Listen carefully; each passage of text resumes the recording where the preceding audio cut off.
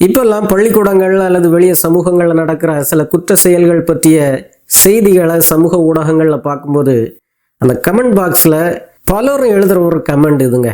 ஆசிரியர் கையிலேருந்து கம்பை பிடிங்கிட்டீங்க, ஆசிரியர் கையை கட்டிட்டீங்க, அப்புறம் எப்படி குற்றம் குறையும், குற்றம் அதிகரிக்க தான் செய்யும், ஆசிரியர் கையில் கம்பை கொடுத்து பாருங்க, நாங்கள் எல்லாம் மாற்றி தள்ளிடுவோம் அப்படி சொல்லி பலரும் எழுதுறத பார்க்குறோம். அதுக்கு ஆதரவாக தான் நிறைய பேர் பேசுகிறாங்க. இது உண்மையிலேயே அறிவியல் பூர்வமானதா, இது நடக்கிறதா, ஆதாரத்தோடு தான் பேசுகிறாங்களா அப்படின்னா இது ஒரு மித்துங்க. குழந்தைகளுக்கு சின்ன வயதிலிருந்தே நம்ம கொடுக்குற புறக்கணிப்புகள், அவமானங்கள், மன காயங்கள், இதுதான் அந்த குழந்தைகள் ஒரு வன்முறையாளராக உருவாகிறதுக்கு காரணமே தவிர குழந்தைகளை அடிக்காமல் விட்டதுனால அவன் வன்முறையாளராக மாறுறான், குற்றம் செய்கிறான் அப்படி சொல்லி ஒரு வாதத்தை இன்னும் வச்சோம்னு சொன்னால் நம்ம உண்மையிலே புத்தகங்களை வாசிக்கிறோமா, அறிவியல் ஆய்வுகளை பற்றி தெரிஞ்சுக்கிறோமா அப்படிங்கிறத கேள்வி கேட்க வேண்டியது இருக்குதுங்க. உலகிலேயே முதல் முறையாக குழந்தைகளை பள்ளிக்கூடங்களை அடிக்கக்கூடாது அப்படி சட்டம் போட்டது ஸ்வீடன் நாடுங்க. 1979 சட்டம் போட்டாங்கங்க. பெற்றோர்களும் பயங்கரமாக எதிர்த்தாங்க. குழந்தைகளுடைய வாழ்க்கையோட விளையாடாதுங்க, குழந்தைகளுடைய அந்த ஒழுக்கம் கெட்டு போகும், குழந்தைகளை அடிங்க அப்படி சொல்லி போராட்டம் கூட நடத்தினாங்க.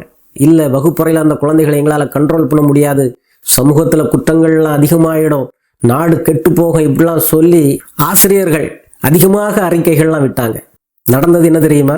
ஸ்வீடன் அரசு பள்ளிக்கூடங்களில் தண்டனையை தடை பண்ண அடுத்த 10-15 ஆண்டுகளில் ஸ்வீடன் நாட்டில் இளம் குற்றவாளிகளுடைய எண்ணிக்கை வெகுவாக குறைஞ்சுதுங்க.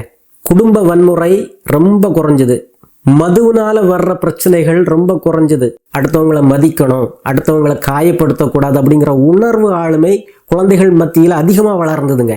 10 வருடத்தில் அந்த நாடு அனுபவிச்ச அந்த நன்மைகளை பார்த்து தாங்க தொடர்ந்து Finland, Norway, Denmark, Germany, New Zealand எல்லாமே குழந்தைகளை தண்டிக்க கூடாது, 0 பனிஷ்மெண்ட் அப்படிங்கிற கொள்கையை கொண்டு வந்தாங்க. இந்த நாடுகள் மகிழ்ச்சிகரமான நாடுகள் பட்டியலில் முதலிடங்களில் இருக்குதுங்க. சமூக பாதுகாப்பில் முதலிடத்தில் இருக்குது, இரவுல பெண்களுக்கு பாதுகாப்பில் முதலிடத்தில் இருக்குது. ஆக நாள் போக்கில் இந்த சமூகங்கள்லாம் பாதுகாப்பான சமூகங்களாக மாறி இருக்குது.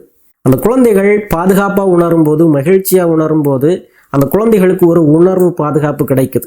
அந்த குழந்தைகள் கத்துறதுக்கோ, பழி வாங்கிறதுக்கோ, அல்லது தவறுகளை மறைக்கிறதுக்கோ இந்த மாதிரிலாம் எதிர்மறையாக சிந்திக்க தேவையில்லை. அந்த குழந்தைகளுக்கு பள்ளிக்கூடத்துலேயும் குடும்பத்துலேயும் நல்ல ஒரு ரெஸ்பெக்ட் கிடைக்குது. பெரியவங்களை மதிக்கிறது போலவே அந்த குழந்தைகளை மதிக்கிறாங்க. அந்த குழந்தைகள் தவறே செய்தாலும் கத்தாமல் அடிக்காமல் சரியாக கற்றுக் கொடுக்குறாங்க, வழிகாட்டுறாங்க, கைடன்ஸ். இதை தான் நம்ம பல வேளைகளில் கொடுக்குறதே இல்லையா. அடித்து உடனே அந்த குழந்தையுடைய மூளையை அந்த ஸ்ட்ரெஸ் ஹார்மோனால் நிறச்சுடணும், அப்புறம் என்ன சொன்னாலும் அந்த குழந்தையுடைய மனதுக்குள்ளே மூளையில் ஏறுறது இல்லையே. அப்புறம் அந்த குழந்தைகள் தவற திருத்துறதுக்கு, முன்னேறதுக்கு தங்களால் முடிஞ்ச சப்போர்ட்டாக தான் கொடுக்குறாங்க. ஒரு ஆசிரியர் தன்னை ஒரு சப்போர்ட்டராக நினைக்கிறாருங்க. அந்த குழந்தைகளை உயர்த்துறதுக்கு தான் என்ன செய்ய முடியும் அப்படி தான் பார்க்குறாரே தவிர நாங்கள் அடித்தாதான் அந்த குழந்தைகள் ஒழுக்கமாக வளருவாங்க அப்படி சொல்லி ஒரு குறுகிய மனதோடு இருக்கிறது இல்லை. அதனால தான் அந்த குழந்தைகளுடைய அந்த முடிவெடுக்கிற முன்மடல் ரொம்ப ஸ்ட்ராங்காக இருக்குதுன்னு சொல்கிறாங்கங்க. சரியான முடிவெடுப்பாங்க, இது தவறு இது சரி அப்படிங்கிறது அவங்களுக்கு தெரியும். அவங்களுடைய அந்த உணர்வு ஆளுமை அவ்வளவு பக்குவப்பட்டதாக இருக்குது, ஒரு பேலன்ஸ்டாக இருக்கிறாங்க. சின்ன சின்ன உணர்வுகள் கூட அவங்கள கொந்தளிக்க வைக்கிறதில்ல, அடுத்தவங்களை அடிக்கவோ காயப்படுத்தவோ வன்முறையை தூண்டவோ விடுறதில்லை. அது சரியாக இதை புரிஞ்சுக்கணும்னு சொன்னால், பய உணர்வோடி வளர்க்கப்படுற ஒரு குழந்தை, தண்டனை கொடுத்து வளர்க்கப்படுற குழந்தை சரியாக தன்னுடைய மூளையை வளர்க்குறதில்ல, வளர முடியறதில்ல. ஆக பிற்காலத்தில் அது சரியாக முடிவெடுக்க முடியாமல், தனது உணர்வுகளை சரியாக கையாள தெரியாமல் நிறைய குற்றச் செயல்களை வீட்டிலையும் வெளியிலும் பள்ளிக்கூடத்துலையும் செய்யுது. இதுதான் உண்மைங்க. இதனால் குழந்தைகளுக்கு சின்ன வயதில் கிடைக்கிற இந்த எமோஷ்னல் சேஃப்டி, வீட்டில் அடி கிடைக்காது, பள்ளிக்கூடத்தில் அவமானம் கிடைக்காது அப்படிங்கிற ஒரு உணர்வு அந்த குழந்தைகளை எப்படி பக்குவப்படுத்துது அப்படிங்கிறத அறிவியல் சொல்லுது பாருங்க. ஒரு மன சமாதானத்தையும் ஒரு பயமில்லா சூழலையும் கொடுத்தா மட்டும்தான் அந்த குழந்தையுடைய மூளை சரியாக டெவலப் ஆகும். அந்த குழந்தையுடைய மூளையில் உள்ள ப்ரைஃப்ரண்டல் கார்டெக்ஸும் அமிக்டலாவும் சிறப்பாக செயல்படும். அந்த குழந்தைகள் சிறப்பான முடிவு எடுத்து உணர்வு ஆளுமையில் நிறைஞ்சு நல்ல ஒரு குடும்பத்தையும் நல்ல ஒரு சமூகத்தையும் கட்டி எழுப்புவாங்கங்க. மூளை நரம்பியல் ஆய்வில் அந்த குற்றவாளிகளுடைய மூளை இமேஜ், அந்த படங்கள் என்ன காட்டுது அப்படி சொன்னால், அவங்களுடைய மூளை அமைப்பே சரியாக ஃபார்ம் ஆகலைன்னு சொல்கிறாங்கங்க. அந்த குற்றவாளிகளுடைய ப்ரைஃப்ரண்டல் கார்டெக்ஸ் சரியாக டெவலப் ஆகலைன்னு சொல்லுது. இதுதான் ஒரு மனுஷனுக்கு சரியான முடிவெடுக்கிற ஒரு ஆற்றலை கொடுக்குற ஒரு பகுதிங்க. அது மட்டுமல்ல, அமிக்தலாவும் பாதிக்கப்பட்டிருக்குது அப்படி சொல்கிறாங்க. இந்த அமிக்தலாவுடைய வேலை என்னன்னா, டேஞ்சரை டிடெக்ட் பண்ணுறது. ஆக நம்ம குழந்தைகளை அடிக்க போகும்போது இந்த அமிக்தலா ஓவரா ரியாக்ட் பண்ணுது. அந்த அடியிலிருந்து தண்டனையிலிருந்து எப்படி தப்பிக்கணும் அப்படி சிந்திக்க தொடங்குது. ஆக அந்த குழந்தைகள் பொய் சொல்லவும் ஏமாற்றவும் சின்ன வயதிலே அந்த அமிக்தலாவுடைய ஓவர்லோடு காரணமாயிடுதுங்க.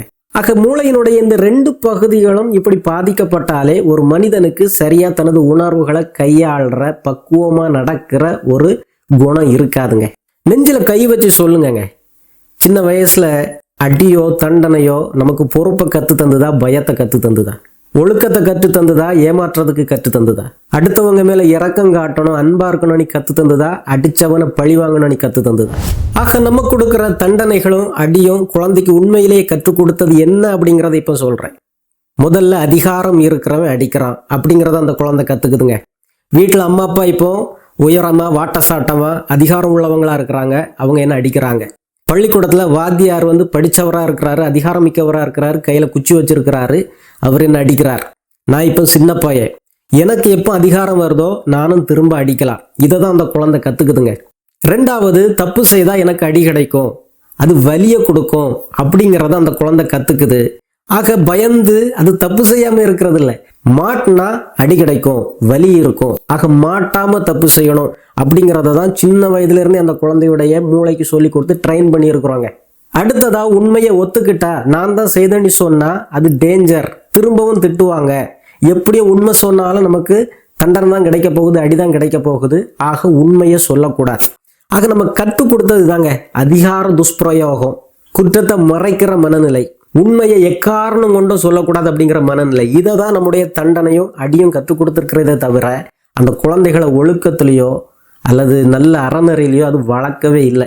ஆக இந்த மாதிரியான பிரெயின் ட்ரைனிங் எப்படிப்பட்ட மனநிலை அந்த குழந்தைகளுக்கு கொடுக்குதுன்னு சொன்னா, அக்ரஷன் அல்லது கோபப்படுறது, அடிக்கிறது நியாயமானது தான், பழி வாங்கிறது நியாயமானது தான், அடுத்தவங்க உணர்வை மதிக்காம நடக்கிறது நியாயமானது தான் அப்படிங்கிறத கத்துக்கிறாங்கங்க. மனதுல ஒரு வெறுப்பும் ஒரு கோபமும் கிடக்கும் போதுதாங்க கண்டமேனிக்கு குடிக்கிறது. நமது சமூகம் குடிக்க அடிமையாகிறதுக்கு மிக முக்கியமான காரணமே இதுதான். இதை பலரும் புரிஞ்சுக்க மாட்டேங்கிறோம். பள்ளிக்கூடங்கள்ல பொதுவாக நடக்கிற ஒரு வழக்கம் என்னன்னா, பள்ளிக்கூடம் முடிகிற அந்த நாள்ல அந்த மாணவர்கள் சும்மா வெளியே வர மாட்டாங்கங்க. அந்த பள்ளிக்கூடத்துல இருக்கிற வகுப்பறையில இருக்கிற நாற்காலி, பெஞ்சு, டெஸ்க் எல்லாத்தையும் போட்டு உடைச்சி ஃபேனை லைட்டை உடைச்சிட்டு தான் வெளியே வருவான். ஏன் அப்படி வர்றான்? ஏன்னா அந்த வருடம் முழுவதும் அந்த வகுப்பறையில் கிடைச்ச அடி, திட்டு, அவமானம் அவன் மனசுக்குள்ள கிடக்குது, அதை வன்முறையாக வெளிப்படுத்துகிறாங்க. அதுதான் தொடக்கம். பள்ளிக்கூடத்தில் இப்படி அடித்து உடைச்சிக்கிட்டு வெளியே வர்ற அந்த மாணவன் அதை சமூகத்தில் கண்டினியூ பண்ணுறாங்க. மனதுக்குள்ளே அடக்கப்பட்ட நான் கவனிக்கப்படலை, என்னுடைய நியாயத்தை யாரும் கேட்கல, என்னை அடித்தாங்க, தண்டனை தந்தாங்க, என்னை அவமானப்படுத்தினாங்க அப்படிங்கிற உணர்வு இருக்குது பாருங்க.